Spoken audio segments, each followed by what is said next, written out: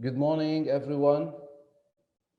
I hope you're doing great today. Thank you very much for joining this webinar on e-learning. I know it's a very wide topic, but today we're tackling specifically some introductory elements about what e-learning is exactly, what kind of technologies are used, what are the methodologies currently in practice, what are some challenges that people who are preaching about e-learning are facing nowadays in the market, and certainly we're going to discuss some practical ways of overcoming them whenever possible. So again, thank you very much for joining. I hope you will enjoy this webinar. I hope you will get some insights as well that would be helpful later on for you to capitalize and like open your appetite to know more about this growing market, which is now uh, considered in hundreds of millions of dollars around the world. So this webinar is offered by Merk Training and Consulting, which is a company that has been established in 1958 and has been serving our clients in Africa, in Asia Pacific, in Middle East, and in Europe for the past 63 years. That's that's a long time. Thank God that the clients that we have trust us, and they really look forward to what we bring in terms of new topics and new technologies to the world of learning and development. We have been proudly partnering with clients for those 63 years, and we continue to do so. And thank to each and every one of them that we are here in the business. And Merck as a company, and as the name tells, has been founded based on 5 values: mastery, excellence, innovation, reliability, and client centricity. And this is what we thrive to do on a daily basis. We thrive to serve our clients with the best of our expertise, the best of our solution, and whatever would be suitable for them. Our, in fact, experience with e-learning goes back to 2011. It was our first attempt to come up with a virtual university. Um, Certainly, it was not as renowned as now, especially after the pandemic. And then in 2014, we started offering online webinars. We're one of the first companies around the world to offer online webinars. And those webinars are attracting so many professionals around the world that would benefit from those small bites of learning.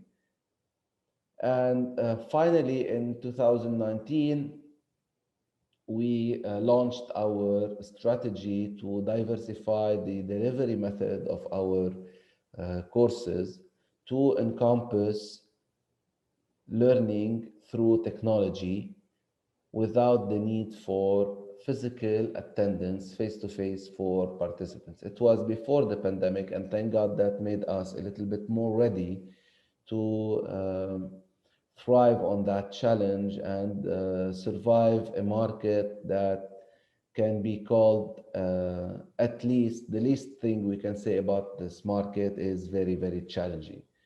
So that's a little bit about the company, just a little bit about myself. My name is Rabia. I'm a senior consultant with Merk Training and Consulting, working specifically on HR and leadership development topics. This is my main expertise. This is my education, and this is my career as well since 2001. It has all been in learning and development, in talent management, in education. So that's a little bit as well about myself. I hold a master's degree in education from Lebanon, another one in HR management and training from UK, and I'm currently pursuing my CIPD level 7 diploma in advanced HR. So that's a little bit about myself, and I guess we can kick off right away with our webinar. I would like to tell you that this webinar is being recorded. So in case you would like to watch it later on, you can find it on the website, on our Merk website, under the tab of webinars.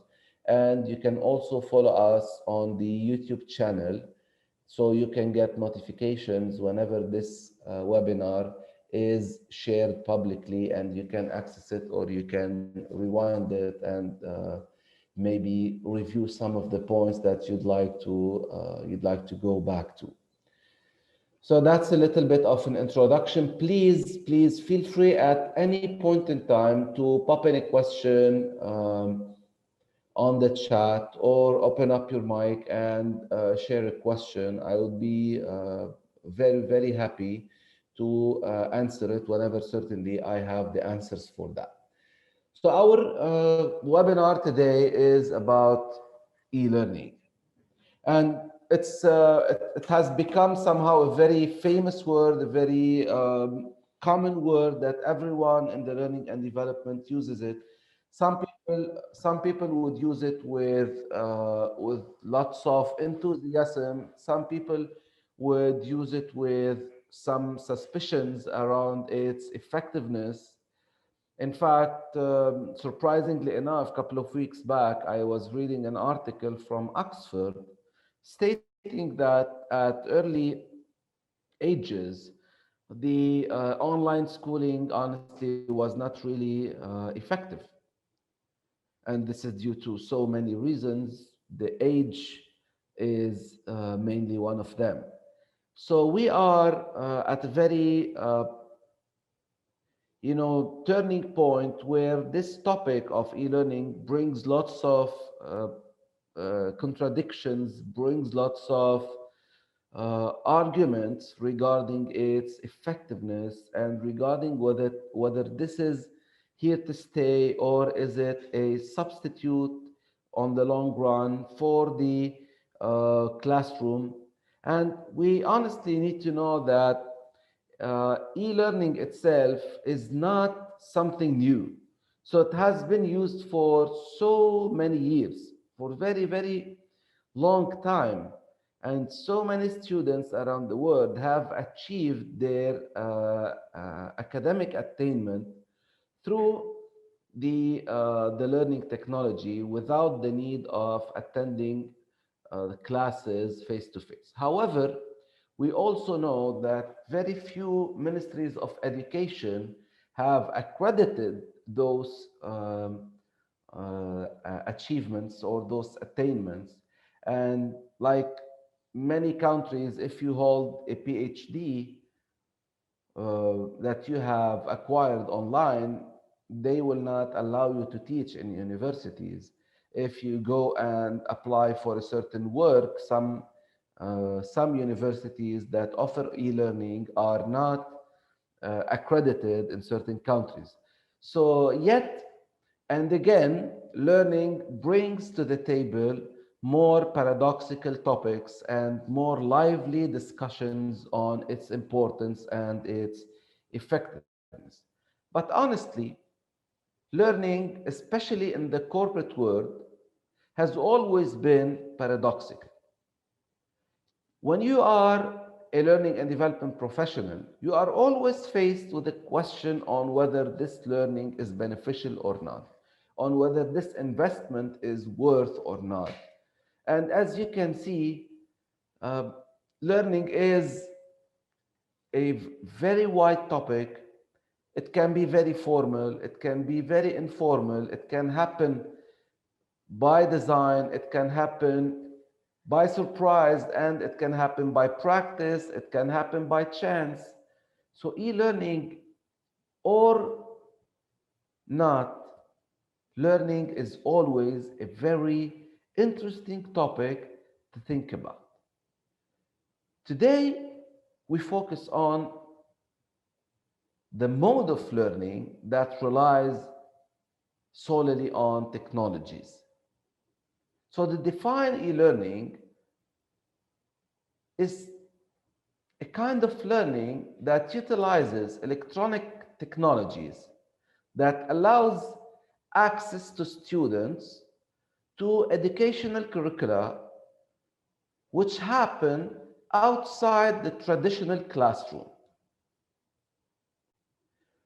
And most of the times, this e-learning refers to a course, to a program, to a degree, but mainly it is completely delivered online. And that's the main difference. It's completely delivered online. Now, what do we mean by online? This is what we are going to discuss, because within e-learning itself, we have several types of learning, several methodologies of delivery, and several tools as well that we can benefit from to serve learners in the best possible way. No one can deny the fact that e-learning has saved lots of money in terms of logistics on people, in terms of transportation, and in terms of venue and accommodation. And hopefully this budget can be transferred to be used for more learning. Yet, the question remains, is it as impactful, as beneficial as the learning that happens in the classroom? And this depends on three variables that we are going to discuss throughout this webinar. So that's the definition of e-learning. And in fact, when you think about e-learning, there would be two types of e-learning that you can think about. The first type of e-learning is what we call synchronous e-learning. And the word synchronous certainly is very similar to the word synchronized. Now, synchronized means it's happening in the same time, all right? And in synchronous e-learning, you can know that learners and instructors would be in the same place in the same time. And certainly the same time is obvious, but place doesn't have to be a physical place. The same place means on the same platform, on the same video conferencing platform. Maybe it is on a chat platform. However, they are in the same time and at the same place together, the learner and the instructor. And therefore, in synchronous e-learning, learners go through the learning path together and they are led by their instructor. So that's the idea about synchronous learning. It's led by the instructor where people are there in the same place in the same time. So if you can compare it to the traditional face-to-face learning that we know, the only difference is the platform and the place. It's happening electronically instead of physically in the same place. And this comes with so many benefits, certainly, but it also comes with so many challenges. So this is synchronous e-learning. We also have an asynchronized learning, e-learning, or an asynchronous e-learning. And this type of learning is student-centered. It's designed by an instructor. However, the student will engage with it at their own pace whenever they want, as long as they want it. So that's why the main difference between synchronous and asynchronous e-learning is that the asynchronous e-learning can occur in different times and spaces, particularly suitable to each learner. Now, just to share a few examples, this webinar is synchronous e-learning because me and you are both in the same place, in the same time, which is Zoom, having this learning episode.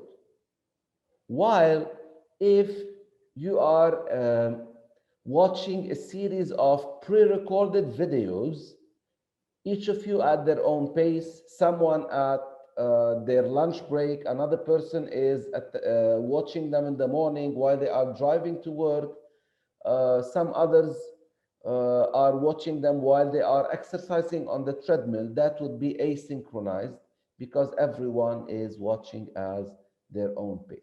Now, certainly, this gives lots of flexibility for the learner. It gives lots of uh, customization as well.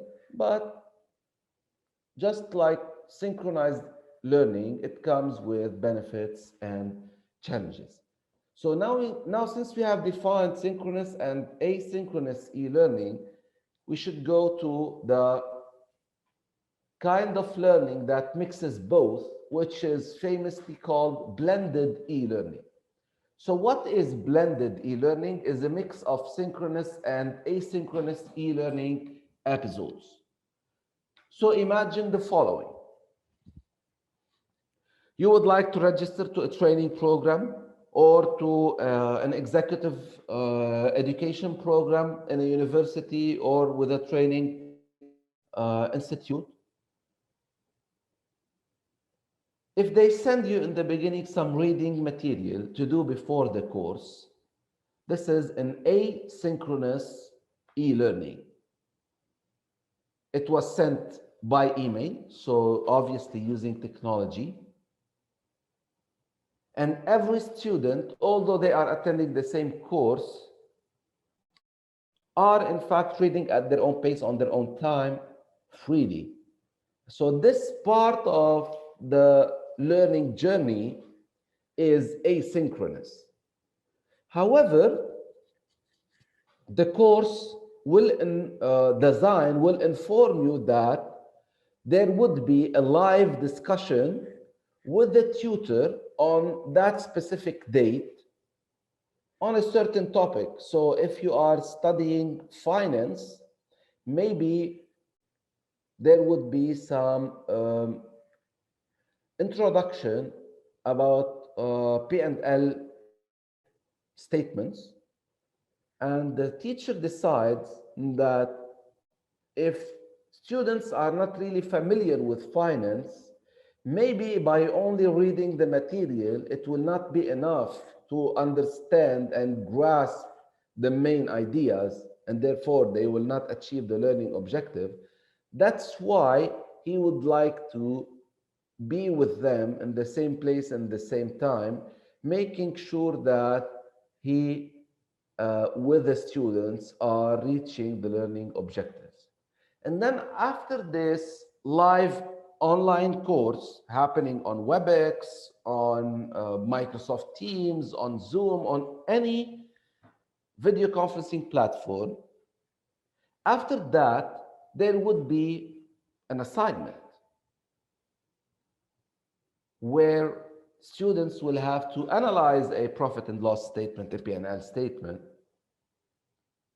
and submit their own assessments via a certain platform, via a learning management system that brings all the learning system together and bring all the students, all the community in one place with all the data.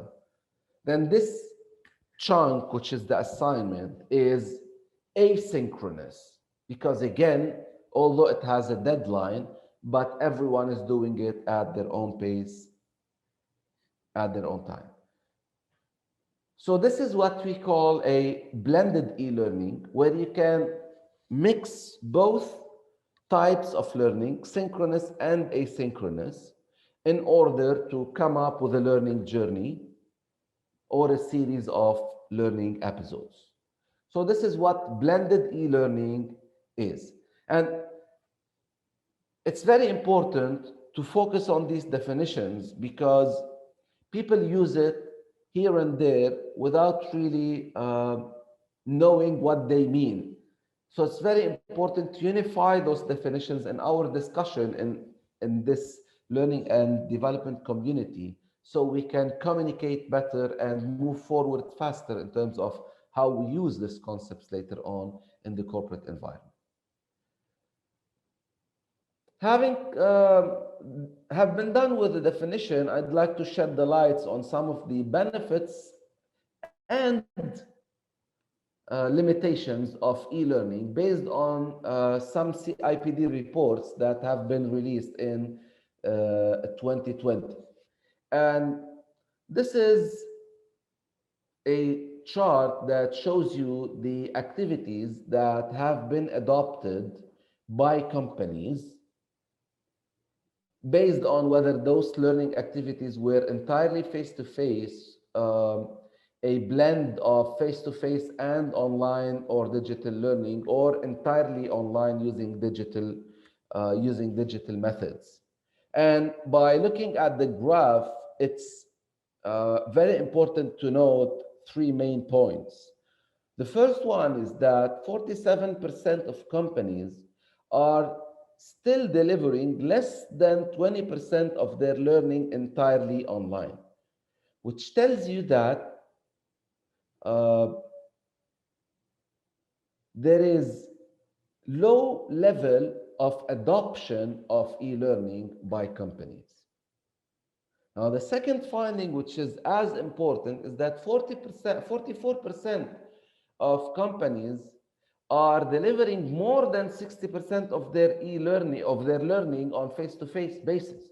So yet again, you can see that the adoption is not optimal yet. And this was released a year after, or maybe at least 9 months after the pandemic, and in the UK. So it can give you an idea about the adoption rate around the world as well. 76% of companies uh, deliver less than 40% of their learning in blended format.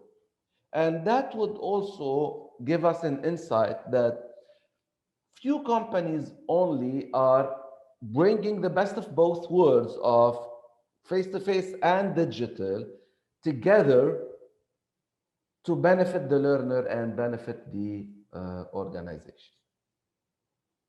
Now, I believe that we need to sit back for a little bit and reflect after all this pandemic about the lessons learned and how we can capitalize on what was imposed on us because of the pandemic to leverage its benefits.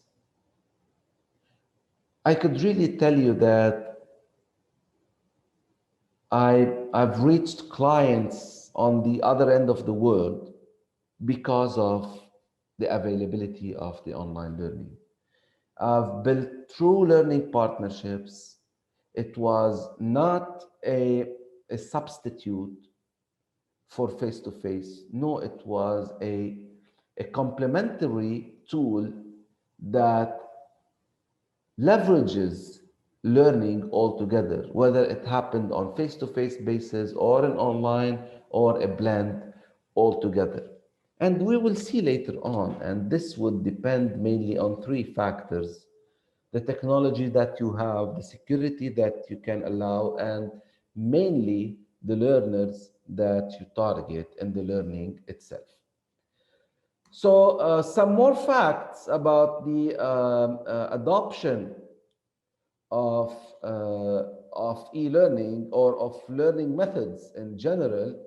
You can see that over the past 3 years, the mobile device-based learning has increased in terms of use in 70% of the organizations.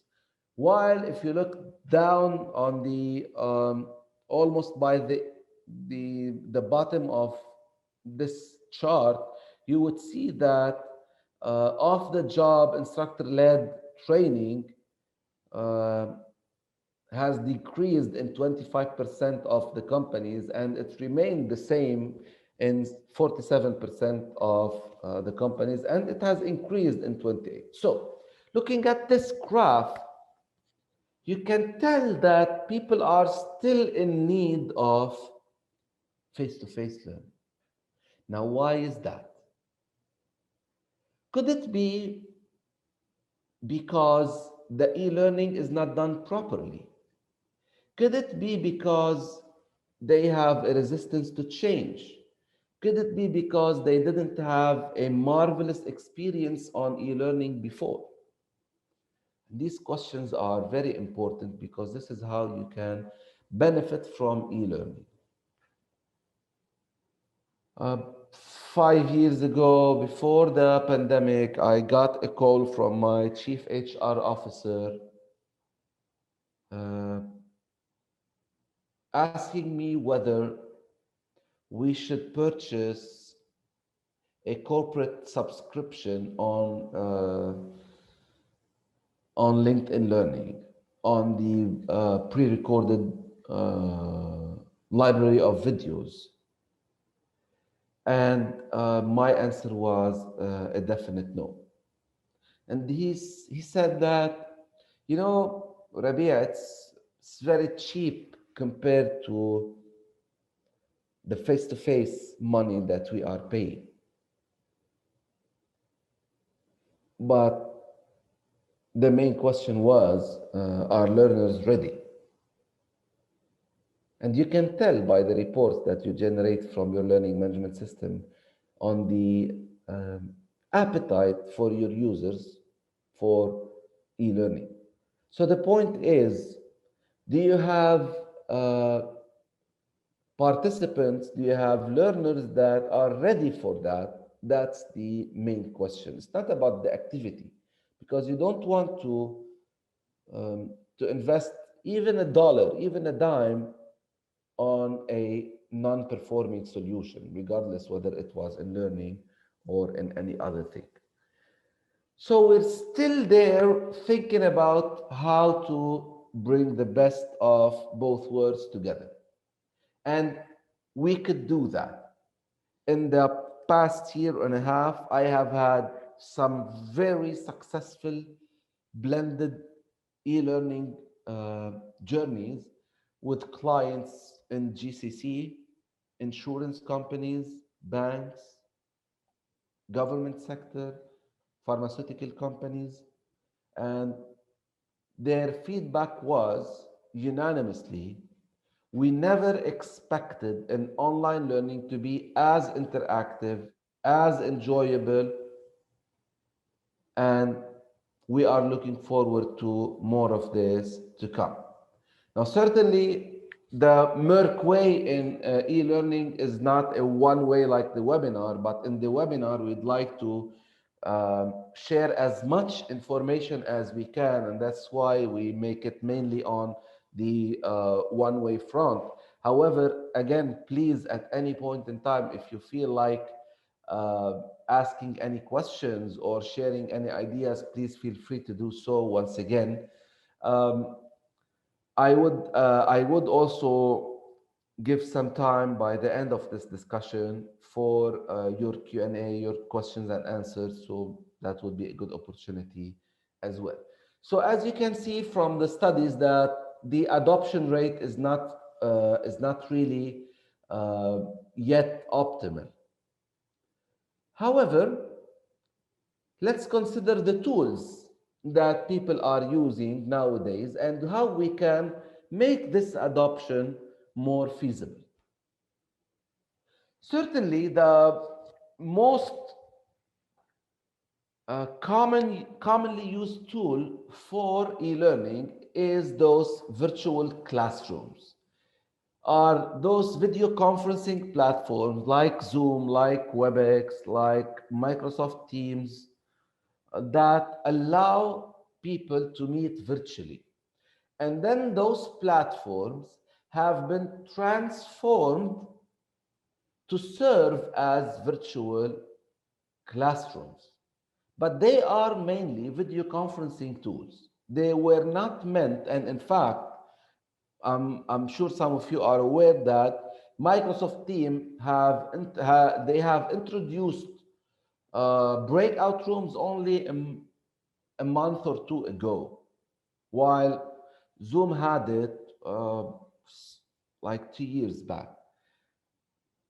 So you see that those video conferencing tools were not meant to be learning tools, but now we are using them this way. You can launch polls in those tools. You can chat with the participants. You can ask people to give feedback. You can integrate it with other learning platforms. They have become an amazing way of delivering interactive sessions. However, if you don't have an expert instructional designer behind the scenes that really understands the specific features of the learners and the learning platform, then it's going to be a narration of PowerPoint, which would kill people to boredom, which I hope that I'm not making this to you in this webinar, although that's like a narration. But again, this is because I would only like to give you as much information as possible. So that's the first tool, which is the virtual classrooms. Now, another tool is the open education resources, which are like the video libraries, like the ones that are offered by LinkedIn mainly. There are some providers that would give you also uh, other types of learning tools, which might be case studies, might be some exams, some open questions, some multiple choice questions. So it's more rich when it comes to the variety of the learning tools that they incorporate in their learning design.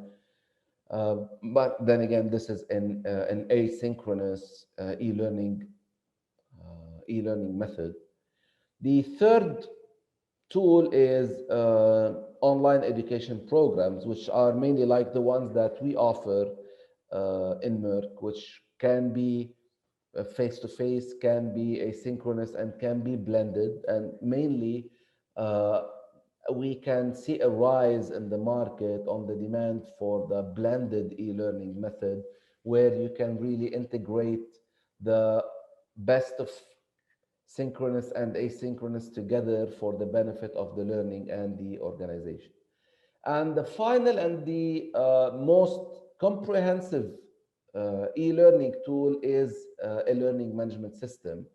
And the learning management system is a place where the learning is, when the learning happens, where the learning can be designed, where the learning can be authored as well. It can be analyzed, where the learners can interact together through gamification and communities, and where the data can be saved for administration to know who is logging into the platform and to report the results, to report attendance, to report their learning hours, and even to assign courses for people in order for them to attend this, whether to assign synchronized or asynchronized learning.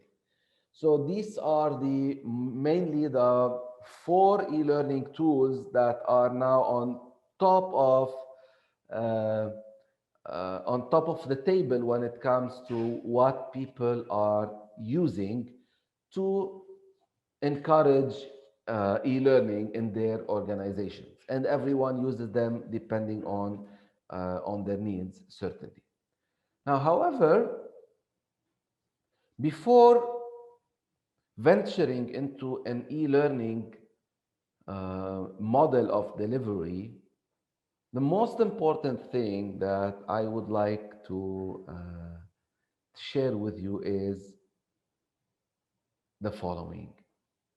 Before moving into an e-learning delivery mode, you need to assess your organizational readiness to do that. And when you assess the readiness, you assess it based on four pillars, which are equally important. Equally important. The first pillar is certainly technology. What kind of technology do you have? What kind of uh, hardware are you using? What kind of network you are using? What kind of platform you are purchasing? And for which end? What are you going to deliver on it? So you need to be ready on technology front. And it happens a lot. Sometimes you go and ask a certain provider to deliver a course. Maybe you'd like to deliver them on Microsoft Teams, but they don't do that because Teams is not really providing the features they would like, or vice versa. Maybe Zoom is not providing the features they like. Maybe you don't. Maybe your IT has set some security issues on certain platforms. And security is not only about the platform itself. We know that Zoom has faced some issues regarding security, or at least this is what went public in terms of communication. But security is another pillar that uh, you need to discuss. And security may be the privacy of the user data, privacy of information, privacy of whatever examples are discussed, maybe the accessibility uh, to the platforms for the learners and for the instructor as well. So all these are also very important. Now there are two pillars that are equally important, and I would even dare say they would make or break the learning itself. The first one is the provider.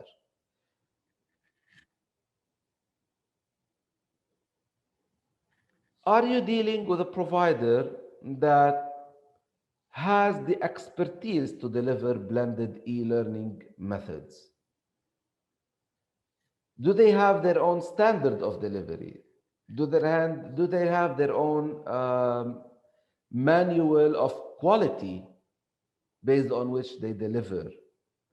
Are they uh, tech savvy?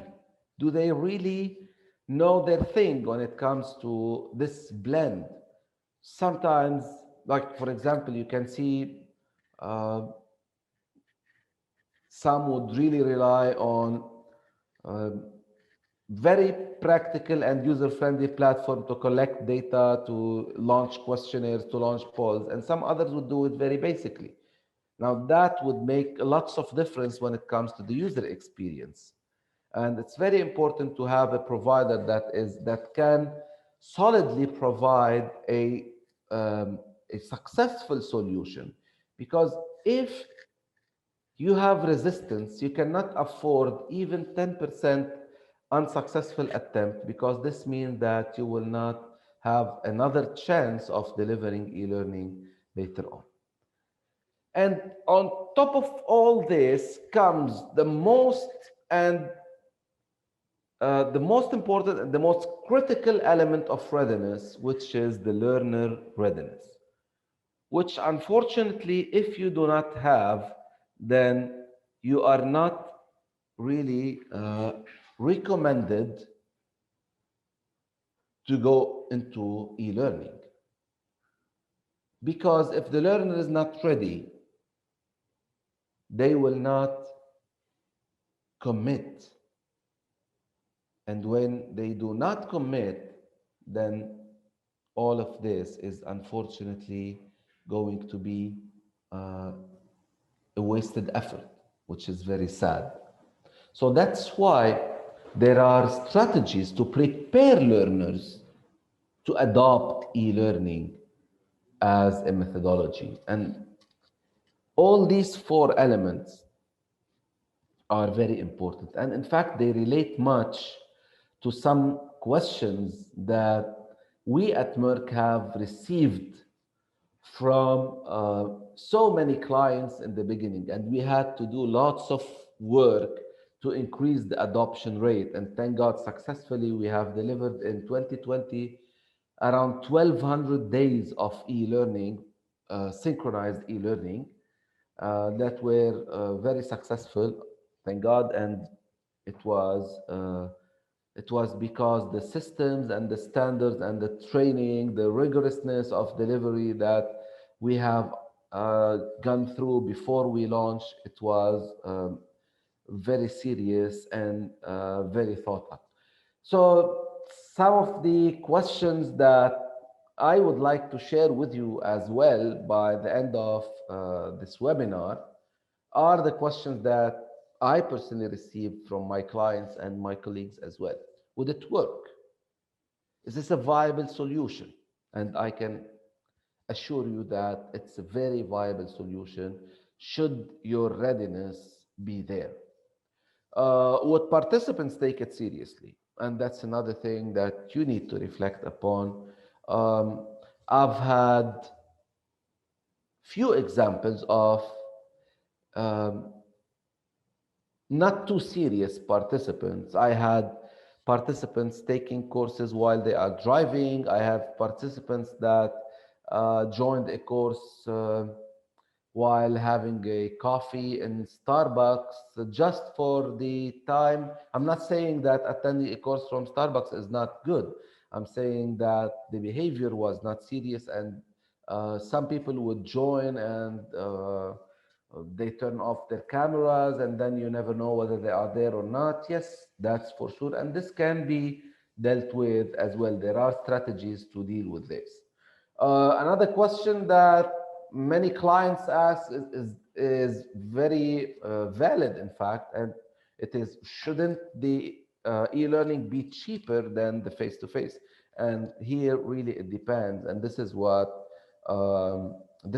we do in our courses on e-learning. This is what we explain.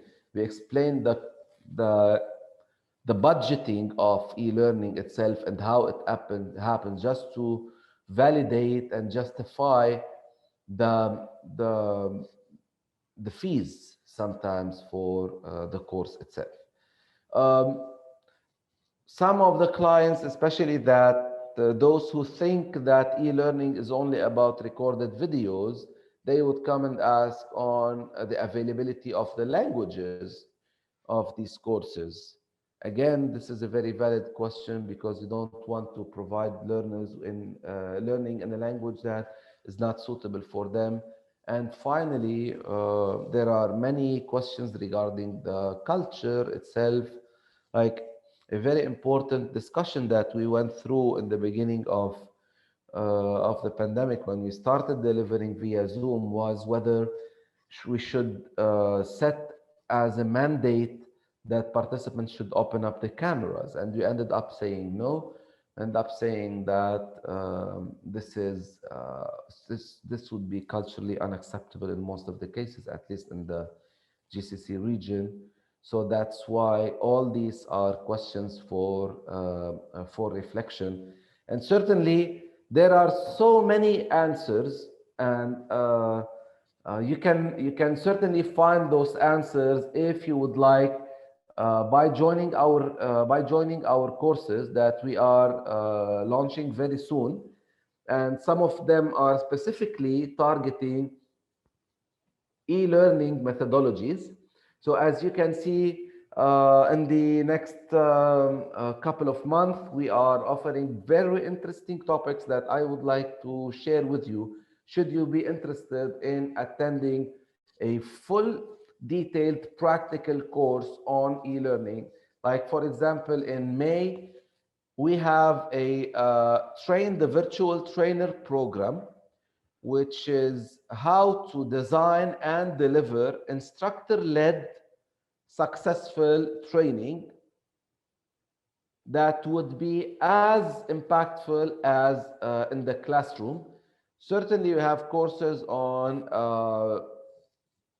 training skills like identified training needs, certified training and development professional, certified master trainer that would focus on learning itself and e-learning as a method rather than the focus altogether. But I would like also to highlight those two courses to your far right, which are very relevant as well to the topic that we discussed today. The first one is called e-learning fundamentals and best practices. It's happening in July and it discusses in details all the platforms, the types of platforms, the best names in the market, their our own experience and the comparison, what's good, what's not good. So we'll give you a tool to decide on what to use in your organization. And also we have a course, a certified course in instructional design that would help you whenever you are designing your courses, designing your training, either yourself or in partnership with a provider, to be able to do that with a high level of return on investment.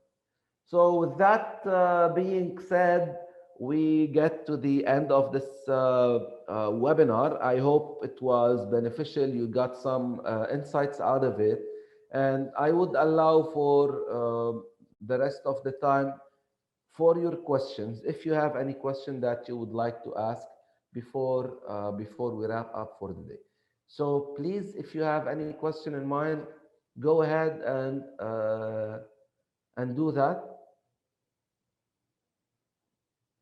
Feel free either to pop it in the chat or to open up your mic and share it. Nariman, thank you very much. I look forward to see you in the near future, hopefully. Thank you. Same here. Always very informative, always. Actually, I am working on something for the team e-learning platform. So this was very beneficial. And as you said, to understand the definitions, we hear people just saying things, but really they don't know what they're doing probably. So this is great. Thank you so much. Sure, most welcome.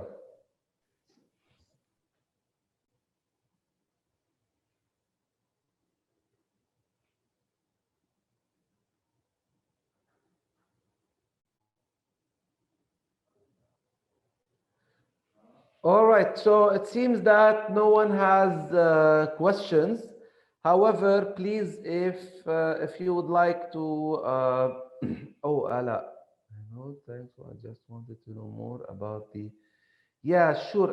Ala, what specifically would you like to know about the learning management system? If you don't mind sharing a little bit more details.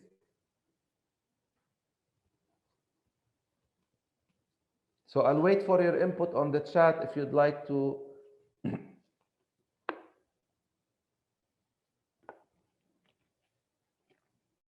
Okay, an LMS is the learning management system. So, and the learning management system is usually a platform that aims to integrate all the learning activities in an organization in one place. So it's like any other system. You can store courses on it. You can link it to other learning platforms. You can design courses on it if it has an authoring tool.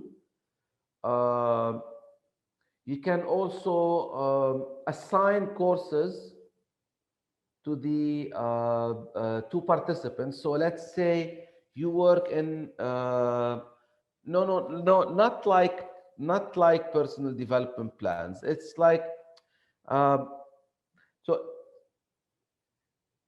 Imagine that you have an upcoming course on presentation skills, and there are 10 people that need to attend. So you go there and you invite them just as a calendar invite, but that would be on a certain course where all the information is available. So the information is going to be recorded. And if this course is asynchronous, for example, and you would like as an administrator of the system to know the progress of these people, those 10 people, then you can see that Rabia has done 50% of the course, while Ala has done 70% of the course, Nariman has done 40% of the course, and maybe someone else didn't even start with the course, so you can send them remind. So this is a part of it where you can assign courses to participants. You can develop courses on it if it has an authoring tool. So this is a little bit of information. An LMS, as the name says, it's a learning management system. And Ala, if you are interested and if you'd like to know more, I would really invite you, if you can join us in the course in July, the e-learning fundamentals and best practices. And otherwise, if you don't have time to join, let me share with you on the chat and with everyone in the room, certainly, my email and my mobile phone. If you'd like to have a quick call to discuss further, maybe the question, please feel free. Would be more than happy to do that. All right?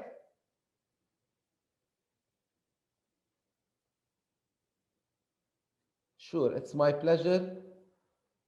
So feel free to do that.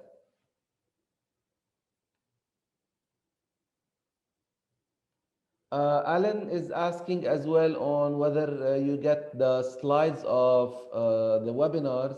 Alan, unfortunately for IP issues, we're restricting the use of the slides nowadays, and we're inviting people to either watch the recording later on the website or on the YouTube channel.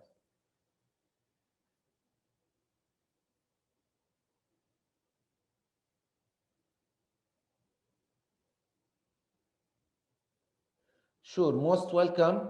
Thank you very much. I would love to thank you again for joining this webinar. Thanks a lot. It has been a great pleasure. I hope to see you in future webinars. Please feel free to reach out if you have any question. And meanwhile, I wish you to be safe and healthy. Always wash your hands, wear your masks, and maintain physical distance until we meet again. Thank you very much and have a lovely afternoon. Bye bye.